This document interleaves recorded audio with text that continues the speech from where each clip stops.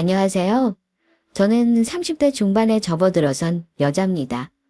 현재 저의 상황을 말씀드리자면 저는 끝도 없이 바람을 피우다 나중에는 제 친구와 바람까지 피운 남편과 이혼을 하고 혼자서 아이를 키우고 있어요. 남편과 이혼을 하면서 아이 양육비는 어떻게 받냐, 위자료는 얼마를 받았냐, 재산 분할은 어떻게 된 거냐 궁금하신 분들도 많으시겠죠. 일단 결과적으로 말씀드리면 저는 양육비, 위자료, 재산 분할 다 받아냈습니다. 아마 그놈의 외도를 제가 몰랐다면, 어떠한 계획도 세우지 않았다면 저는 뒤통수 제대로 맞았을 겁니다. 저요, 머리에 탈모가 생길 정도로 계획을 짜대서 양육비 300만 원, 현재 시세 10억짜리 아파트 그대로 제가 갖고 왔고요. 위자료도 적지 않게 받아냈습니다. 이 정도면 저는 이혼하기를 잘한 거죠. 그딴 거지 같은 놈 밑에서 우리 아들을 키울 순 없었으니 말입니다. 그런 거지 같은 놈을 왜 만났냐고요? 제 이야기를 지금부터 잘 들어주신다면 모든 과정을 다 알게 되실 겁니다. 그럼 지금부터 집중해 주세요. 내가 못 살아. 아니 돈 들여서 좋은 대학 보내놓은 지 얼마나 되었다고, 어? 아이고 예리 바빠. 당신도 뭐라고 좀 얘기를 해봐. 어? 아니, 아이고 이제 졸업 2년 남았는데 덜컥 애를 가지면 어떻게 하냐. 어? 하디 선생, 아니 이거 봐요. 이천일 씨, 내가 이걸 지금 어떻게 받아들여야 해요? 에라이 못술놈아. 에라이, 아이고 뒷골이 나 원참 어이가 없어서. 아이고. 저희 친정 부모님과 그놈의 만남. 결혼을 하겠다고 찾아뵈었던 그날이 첫 번째 만남은 아니었습니다. 이미 그 전에 3년 동안 얼굴을 지겹도록 봐온 사이였죠. 아버님, 저 정말 예림이랑 잘 살 수 있습니다. 아이 태어나서도 예림이 대학 졸업하는데 아무 지장 없게 제가 책임지겠습니다. 정말이에요. 정말 책임질 수 있습니다. 아버님, 잠시만요. 제 말 좀 들어보세요. 아빠, 안 돼. 오빠, 빨리 이랴. 내라, 이 망할 놈아. 내가 니놈이 우리 딸 과외 선생이라고 왔을 때부터 마음에 안 들었어. 내가 어째 영 찜찜하다고 했어. 이 사람아. 그러게 내가 이렇게 생긴 놈들은 관상부터가 구리다고 당신한테 얘기했었어, 안 했었어? 너희 망할 놈. 너 설마 우리 딸 과외 시킬 때부터 땀만 품고 있었던 거야? 내라 이 망할 놈아. 오늘 너 죽고 나 죽자. 이리 와. 이리 와. 아니 어머니, 과외 때 전혀 절대 아무 일 없었습니다. 정말이에요. 예림이 대학 들어가고 나서 그때 선후배로 지내자고 하면서 그때 그런 겁니다. 정말이에요. 저 예림이 정말 사랑합니다, 아버님. 에라이 망할 놈아. 저는 흠전 임신으로 결혼했어요. 그 상대는 저와 고등학교 시절 과외 선생님이었던 사람이었죠. 물론 저와 그 사람이 연애를 하기 시작한 건 제가 대학교에 들어가고 1년쯤 지난 후였습니다. 연애 1년 만에 저는 임신을 하게 되었고 저와 그놈은 속전속결로 결혼하게 되었어요.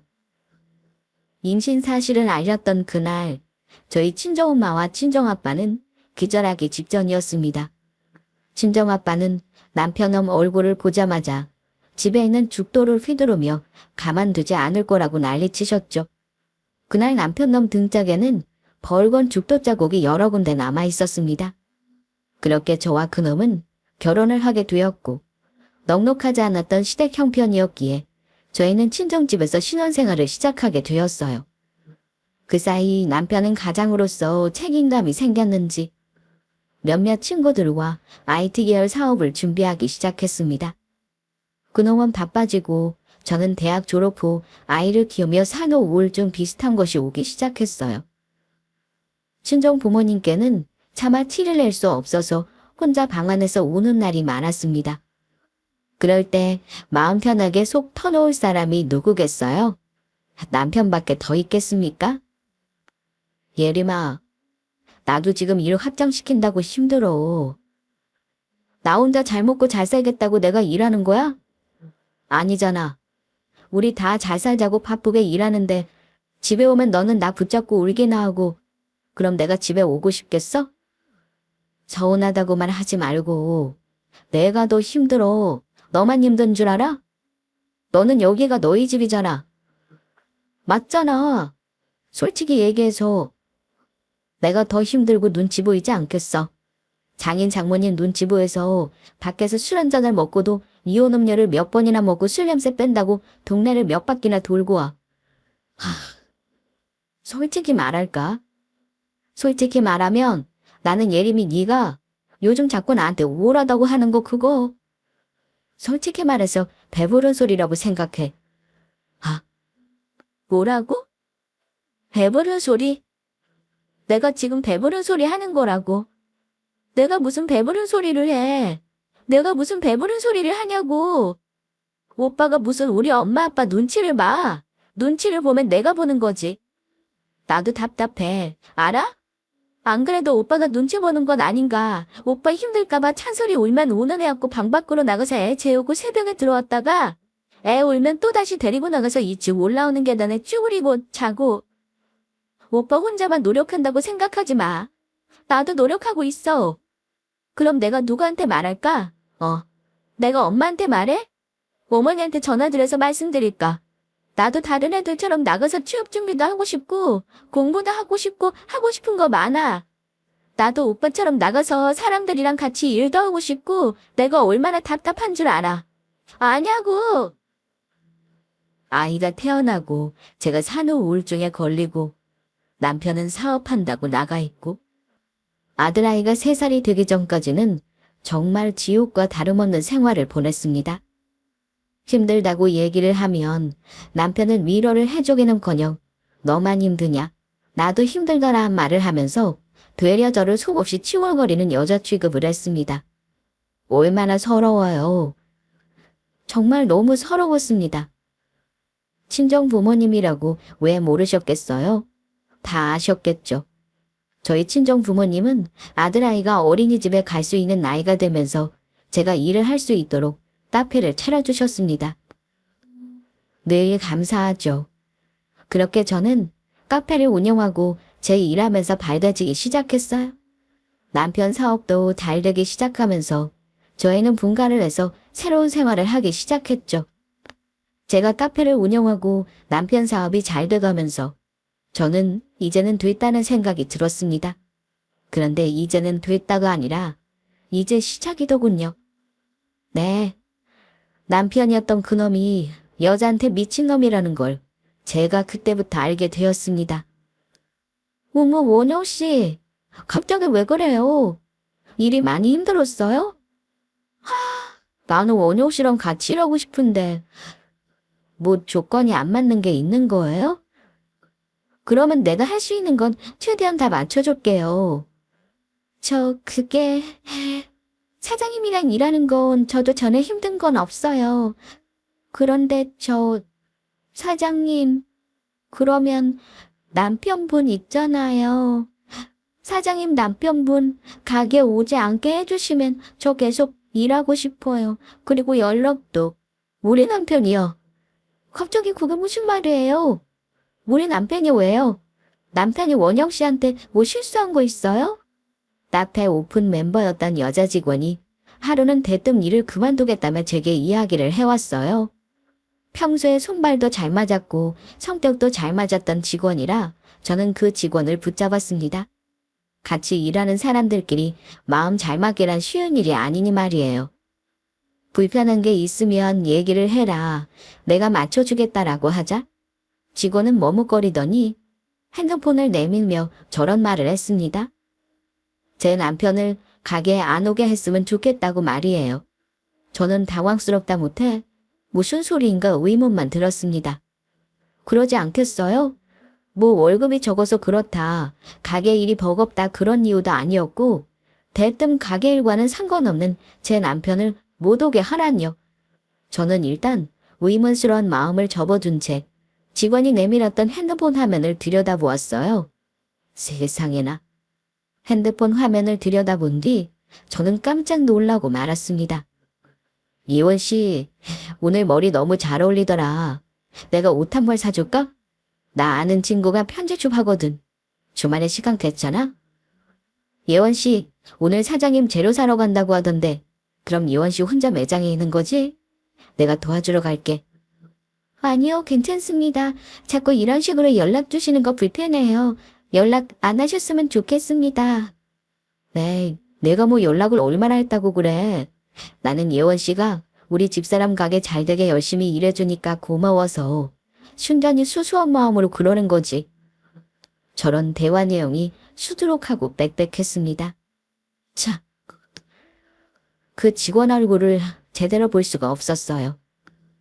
직원이 그만두려고 했던 이유는 다름이 아니라 제 남편놈 때문이었습니다. 마일러는 계속 와이프 매장에서 열심히 일해줘서 고마워서 그런다라는 핑계를 댔지만 검은 속내가 훤히 보였죠. 얼마나 얼굴이 낯뜨겁던지. 남편을 못 오게 하겠다는 약속을 하고 직원과 같이 다시 일을 했지만 한번 불편해졌으니 그게 얼마나 가겠어요. 결국 그 직원은 가게 일을 그만두었죠. 예원 씨는? 요새 통 가게 안 보이네? 뭐 여행이라도 간 거라. 남자친구 생겼나? 하긴 예원 씨 정도면 그 또래 남자들이 좋아할 만한 얼굴이기는 하지. 아이, 그럼 직원 새로 뽑아야겠네. 면접 볼 때 내가 같이 있어줄까? 아니, 뭐 내가 당신보다는 직원 면접도 더 많이 보고 하니까. 내가 조금 더 사람 보는 눈이 있지 않을까 해서. 왜? 당신 스타일인 직원들로 뽑아두려고? 그래서 그 직원한테도 옷 사준다 주말에 시간 되냐 물어보려고? 예원 씨가 왜 그만둔 것 같아? 왜 그만뒀는지 알 것 같아. 왜 말을 못해? 당신이 한번 얘기해봐. 예원 씨가 왜 그만뒀는지 당신은 알 것 같은데. 그놈은 제가 아무것도 모르는 줄 알았나 봐요. 새로운 직원을 뽑을 때 자기도 같이 봐주면 어떻겠냐는 말을 제게 했죠. 웬만하면 그냥 묻어두고 넘어가려 했는데 남편 놈이 하는 말을 듣고 있자니 너무 열을 받았습니다. 그래서 물어봤어요. 그 직원이 왜 일을 그만둔 것 같냐고 말이에요. 왜 그만뒀는지 너는 아는 것 같은데 한번 얘기해보라고 했습니다. 그랬더니만은 꽤 당황스러워 하더군요. 아니, 나는 지금 당신이 무슨 소리를 하는 건지 모르겠네. 내가 예원 씨가 왜 그만뒀는지 그걸 어떻게 알아? 하하하, 참네. 오늘 왜 이래? 뭐야? 지금 나한테 몰카하는 거야? 별 실없는 소리를 다 하네. 예원 씨가 왜 그만뒀는데? 당신 앞으로 내 가게 들리지 마. 알겠어? 커피 파는 데가 우리 가게만 있는 거 아니잖아. 커피 먹고 싶으면 집 앞 카페에서 사 먹어. 재료도 내가 알아서 차 끌고 나가서 사오든 배달을 시키든 할 테니까 직원들한테 아무 소리도 하지 마. 당신, 그리고 내 핸드폰 건들지 마. 나 더 이상은 얘기 안 할 건데 내 핸드폰 뒤져서 직원들 연락처 알아내는 거 그거 하지 마. 알겠어? 무슨 소리를 하는 거야 대체? 알겠어 모르겠어. 그거만 얘기해. 내가 진짜 예원 씨한테 얼마나 미안했는 줄 알아. 적당히 해. 적당히. 그런 시답잖은 농담 따먹게 하고 싶으면 당신 회사 직원들한테나 하든가. 아니면 거울 보고 혼자 얘기해. 알겠어. 정말 알겠냐고. 알겠다고.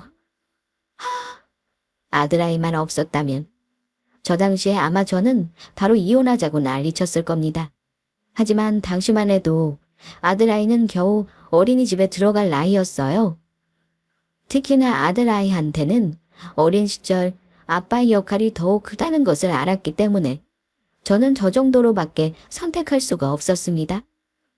남편놈도 제가 저장될 이야기를 하니 제가 사원을 다 안다는 걸 짐작한 눈치였고 그 다음부터는 가게에는 얼씬도 안 하는 듯 했습니다.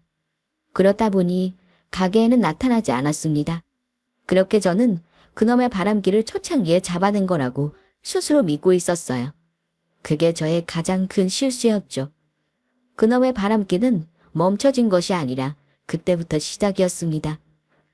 어머머, 자매들도 본 거야? 맞지? 모란반 선생님이랑 찬솔이네 아빠랑 그렇고 그런 거.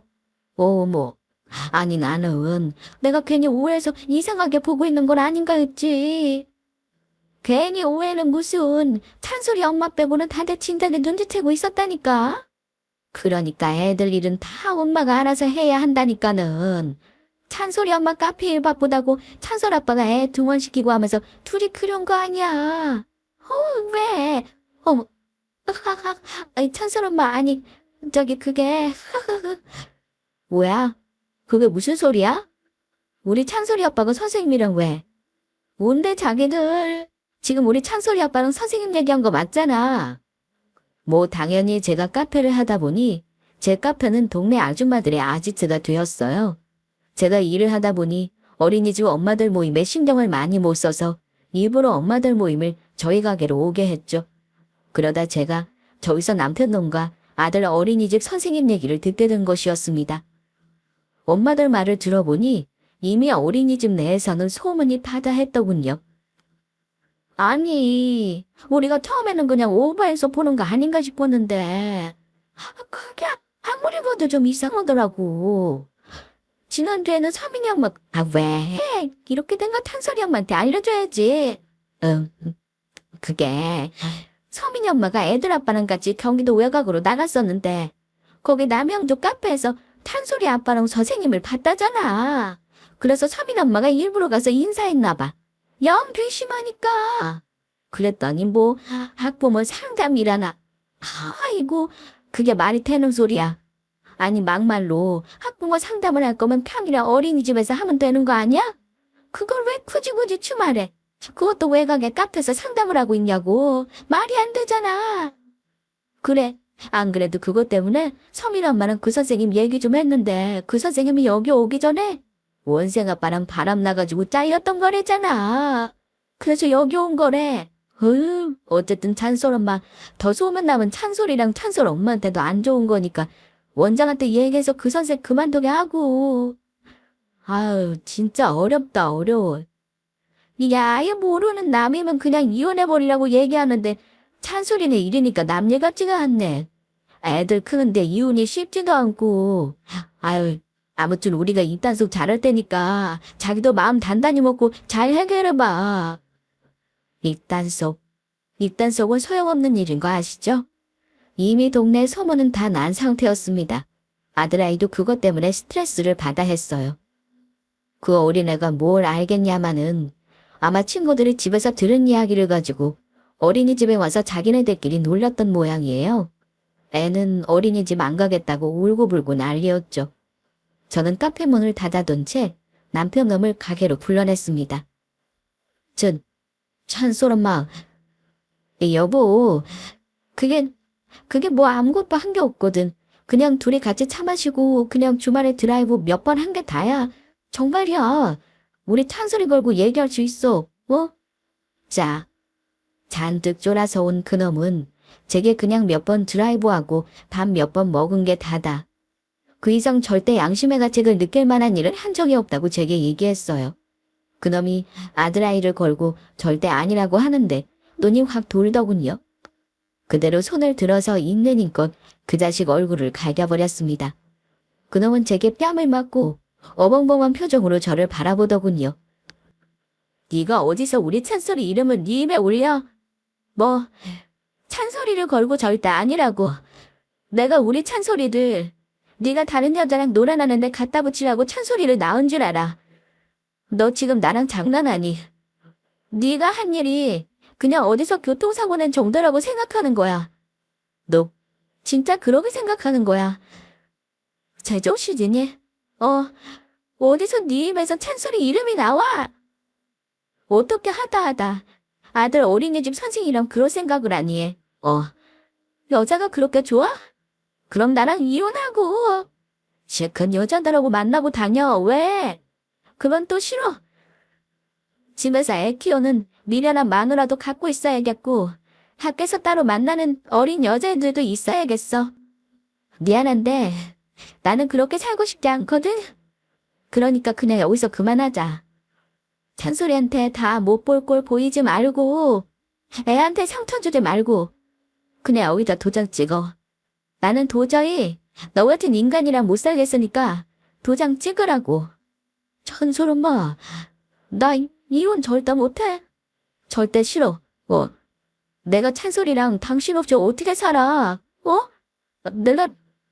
내가 진짜 잘못했어. 그냥 내가 잠깐 미쳤었나 봐. 당신 일도 잘 되고 내 일도 잘 되고 있는데 그냥 뭔가 내가 사는 게 이게 뭔가 싶었어. 그러다가 아니다. 내가 정말 미안해. 내가 진짜 잘못했어. 나 당신이 하라는 대로 다 할게. 하라는 대로 다 할 테니까 우리 이혼하지 말자. 나 찬솔이 못 보고는 정말 못 살아. 그놈은 제가 강경하게 나오자 그때야 사태 파악을 하는 듯 했어요. 덜썩 무릎을 꿇고 제 앞에서 말 그대로 손이 발이 되도록 빌기 시작했습니다. 하라는 대로 다 할 테니 이혼만은 절대 하지 말자고 말이에요. 처음에 그놈이 아르바이트생한테 치은덕거렸을 때도 그래도 그 인간이 변화할 수 있겠거니 했는데 두 번째 그런 일을 겪고 나니 저도 그놈에 대한 기대가 사라지더군요. 생각해보세요, 여러분. 그런 인간이랑 어떻게 한 집에서 한 공간에서 같이 있을 수 있겠습니까? 그런데 또 그 와중에 아들아이가 혹여나 아빠 없이 자란다고 유치원에 가서 초등학교에 가서 놀림만 받지 않을까 하는 생각도 들었습니다. 그래서 제가 선택한 방법은 이것이었습니다. 그런데 나는 너 같은 인간이랑은 한 집에 못 살아. 그래, 내가 두고 볼게. 찬솔이 초등학교 입학하기 전까지 당신이 단 한 번도 바람 안 피우면 내가 그때 가서 생각해 볼게. 대신 우리 그때까지는 한 집에 살 일 없을 거야. 당신 나가서 살아. 찬솔이한테는 당신 지방으로 일 다닐 거라고 했으니까 주말마다 찬솔이 봐. 그럼 될 거 아니야. 이것도 싫으면 나도 어쩔 수 없어. 당신이 선택해. 찬솔 엄마, 어떻게 그렇게 살아? 알겠어. 나 진짜 정신 차릴 거니까 당신이 한번 두고 봐.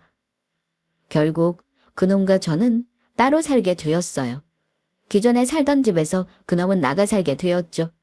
그놈은 자기를 한 번만 지켜봐 달라며 제게 큰 소리를 쳤습니다. 아빠를 찾는 아들아이에게는 아빠가 지방에서 일을 하셔야 해서 주말마다 볼 거라고 이야기를 했어요. 그리고 저는 마지막으로 한번 그놈을 더 시험해보기로 했죠. 정말 이 자식이 나와 아들과 살고 싶은 건지 그게 의심스러웠기 때문입니다. 자그마치 그 계획은 1년이 걸렸습니다. 그놈이 제 계획에 넘어오지 않길 바랬는데 그놈은 제 계획에 넘어오더군요. 자기는 기필코 다시 한 집에서 저와 아들과 함께 살 거라며 다짐을 해놓고 그놈은 1년 반 만에 다시 바람을 피웠습니다. 일주일에 한 번씩 제게 날아오는 메일과 사진. 그 안에는 남편놈의 외도를 벌이는 모든 정황이 기록되어 있었습니다. 그리고 제가 찾아가기도 전에 남편이라는 인간이 먼저 저를 찾아오더군요. 이 정도면 너도 좋지 않아? 깔끔하게 이혼하자.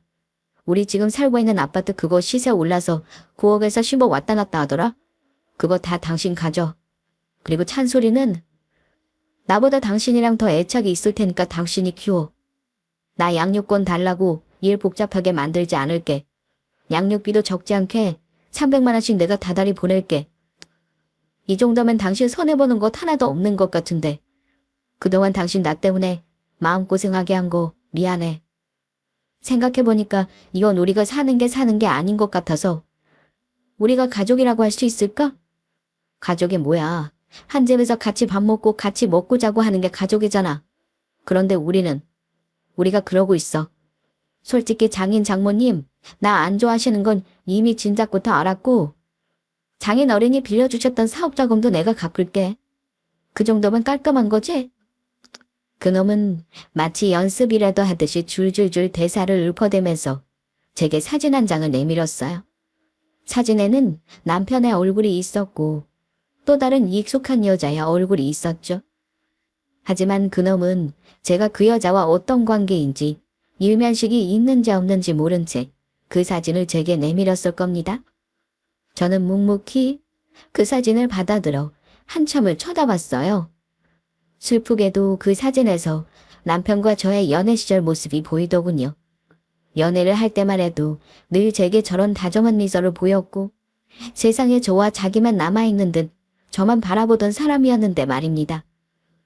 그놈은 아무 말 없이 그 사진을 들여다보는 저를 향해 사과를 하기는커녕 할 말을 신나게 이어나가기 시작했습니다. 그래, 당신이 지금 무슨 생각하는지 알아. 나한테 실망도 했을 테고 어이도 없겠지. 마음대로 생각해도 좋아. 당신이 무슨 생각을 하든 간에 내가 그 생각까지 관여할 거는 아니니까. 나 이 여자 사랑해. 정말 사랑해. 그래서 당신이랑 찬소리 없이도 살 수 있을 것 같아. 그래서 이혼하자고 얘기하는 거고 당신도 알잖아. 나 중요한 일에는 확신 없으면 움직이지 않는 거. 이 여자도 내 상황 다 알아. 내가 애가 있는 것도 알고 지금 가정이 있는 것도 알아. 그런데 다 괜찮대. 이혼하고 오면 자기는 절대로 내 과거 얘기 꺼내지 않을 것이고 그냥 둘이서 새롭게 시작하자고 했어. 아, 혹시나 해서 미리 얘기하는데 이 여자도 능력 좋아. 당신한테 집이며 양육비 다 주라고 한 것도 그 여자야. 그 정도로 능력 돼. 그러니까 뭐 혹시나 양육비 안 주고 나르면 어떡하나 그런 걱정하지 말라고. 이 정도면 당신이랑 나랑 이혼 소송까지 갈 일도 없을 것 같은데. 어때? 당신만 괜찮으면 도장 찍은 걸로 서로 합의 보자. 찬소리한테는 당신이 말할래? 아니면 내가 말할까? 아, 그래. 그러자. 찬소리한테는 내가 말할게. 걱정하지 마. 당신이 쓰레기 같은 인간인 거 있는 그대로 말하지는 않을게. 그래도 애 아빠인데 찬소리한테는 좋은 아빠로 남아있는 게 찬소리한테 좋을 테니까. 그 여자 엄청나게 사랑하나 보다 당신. 나는 그렇다 쳐도 당신이 이렇게 찬소리까지 모른 척 할 줄은 몰랐네. 뭐 그런 것까지 얘기하는 건 좀 아닌 것 같고 어쨌든 그럼 당신도 내가 제안하는 거 동의하는 거지? 그럼 서류 제출하는 걸로 하자. 장인 장모님한테는 당신이 알아서 잘 얘기해줘. 이런 얘기로 직접 찾아뵙는 건 더 아닌 것 같아서 말이야. 그럼 법원에서 보자. 그래, 그때 보자. 당신 짐은 알아서 챙겨가. 어쩌면 그렇게 쿨하게 이혼을 하냐고요? 제가 처음 이야기 시작할 때 말씀드렸었잖아요. 다 계획이 있었다고 말입니다. 저한테는 다 계획이 있었어요. 뭐 물론 그 계획을 짜느라 뒤통수로 원형 탈모가 왔지만 말입니다. 저는 그렇게 그놈과 합의 이혼을 하게 되었어요. 참네. 그런데 어이가 없지 않나요?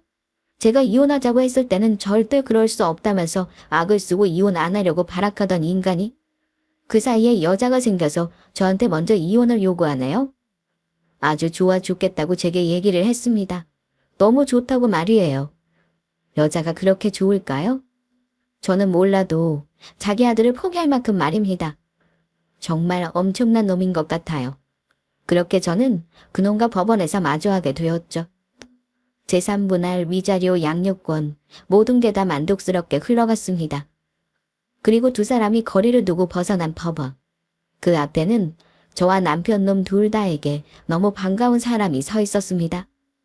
사모님, 어머 혜정씨, 시간 맞춰서 잘 왔네요.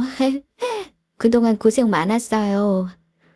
저는 저를 향해 두 팔 벌려 달려오는 그 여인과 반갑게 인사했어요. 어찌나 반갑던지 서로 얼굴을 보자마자 부둥켜 안고 좋아라 인사를 했습니다. 뭐야? 두 사람 지금 뭐 하는 거야? 혜정아, 너 이게 지금 무슨 상황이야? 그리고 그런 저희를 보던 남편놈, 아니 전 남편이 된 그놈은 꽤나 당황스러워하면서 이게 대체 어떻게 된 일이냐고 제게 물었죠. 여러분도 이게 대체 어떻게 된 일인지 궁금하시겠죠? 그럼 간략히 설명을 드리도록 하겠습니다. 시간은 대략 1년여 전으로 거슬러 올라가요.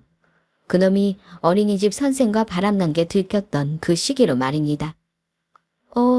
그러니까 남편분한테 제가 접근을 해달라 이 말씀이신 거죠? 네, 뭐 대놓고 그래달라는 게 아니라 그 인간이 워낙 바람피운 전적이 많아서요. 아들아이 생각 안 하면 당장이라도 이혼 도장 찍고 끝내고 싶은데 애가 아빠 없이 자라는 게 걸려요. 그래서 어디 한번 제대로 지켜보려고 이렇게 의뢰하게 된 거예요. 가능하시겠어요? 저는 그놈이 제게 호언장담했던 그 약속을 정말 지키려고 하는지 그걸 보고 싶었습니다. 그래서 흥신소에 의뢰해서 사람을 구했어요. 흥신소라는 게 단순히 바람 피우는 현장이나 미행을 해주는 곳인 줄로만 알았는데 이런 일도 해주더군요. 동관계로 얽히다 보니 오히려 일을 부탁할 때 깔끔했습니다. 그 여자와 저는 일주일에 한 번씩 상황을 주고받았어요. 그 여자와 저는 자그마치 1년이라는 기간 동안 그놈을 지켜보고 일을 했죠. 사실 그놈이 그 여자의 연락처를 물어보지 않았다면 진작에 흥신소에 계속 일을 맡기는 건 그만두었을 겁니다. 그런데 그놈이 2번 만에 그 여자한테 번호를 물어봤고 누구보다도 적극적이고 누가 봐도 빠르게 여자에게 호감을 표시했죠. 사모님, 지난주에는 저를 집으로 초대했었고요. 집에서 뭐를 하고 어떻게 대화를 나눴는지는 메일에다 첨부해서 보냈습니다. 그리고 저한테 다음 주에는 제주도로 여행을 가자고 제안했어요. 그쪽에 동창이 있는데 펜션을 운영한다면서요. 아, 그 자식이 그랬어요? 저한테는 출장이 잡혔다고 했거든요. 그날이 우리 아들 만나는 날인데 그놈이 혜정 씨랑 여행 가려고 저한테 거짓말 했나 보네요. 그러면 제가 그 여행을 취소할게요. 아니에요. 그냥 신경 쓰지 마시고 다녀오세요. 대신 증거로 활용할 수 있게 증거만 잘 모아주세요. 그거면 돼요. 그놈은 자기가 좋아 죽겠어서 만나는 그 상간녀가 누구인지도 모른 채 여자한테 제대로 미쳐 있었습니다.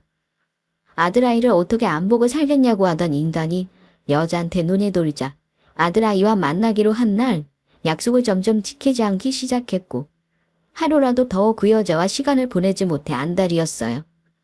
자기야, 나 그럼 정말 자기 말만 믿고 이혼한다? 집이야 주고 나올 수 있지만 양육비까지 300만 원 가까이 내가 주는 건 솔직히 그거는 부담스러워.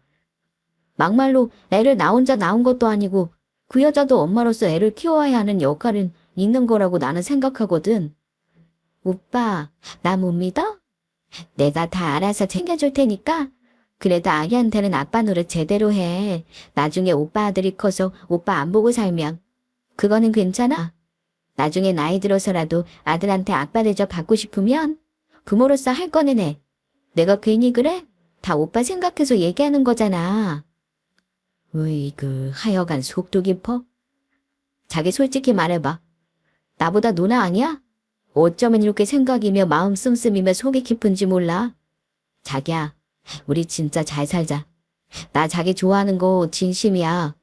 혹시나 내가 자기랑 결혼해서 한눈팔 걱정할까봐. 내가 그 여자한테 마음을 못 붙여서 이렇게 방황했던 거지. 혜정이 너라면 나는 정말 내 모든 걸 다 걸고 바칠 수 있어. 알지? 내가 자기 얼마나 사랑하는지. 그건 꼭 알아줘.